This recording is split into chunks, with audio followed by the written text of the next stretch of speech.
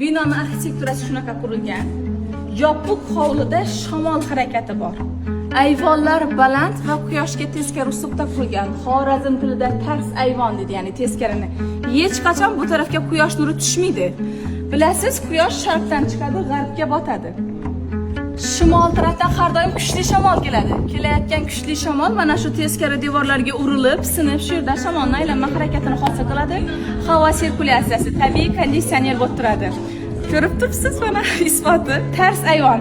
Sizlar tarafda hozir quyoshga ro'para tez qilsak, bu usta o'qimagan ekan, to'poy ekan deb gap topasizlar. Lekin bizning ustalar qanaqa shamolning harakatini, quyosh botish hamma narsani inovatga olib qurishgan. Oyoq ostiga e'tibor beramiz. Kanalizatsiya sistemasi. Xiva xoligida kanalizatsiya sistemasi o'sha eski davr, ya'ni 1511-yildan beri mavjud. Hozirgi 2026-yilda ham kanalizatsiya o'zini faoliyatini yo'qotgani yo'q. Mana shunday kattalikdagi loydan ishlangan sopol xum ko'zalar og'iz tarafdan bir-biriga ichma-ich kigizilib, ulanib uzun turba hosil qilishgan.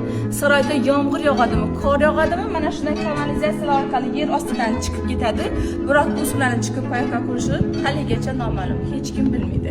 26 gektarni o'zining shaxsiy kanalizatsiya sistemasi mavjud.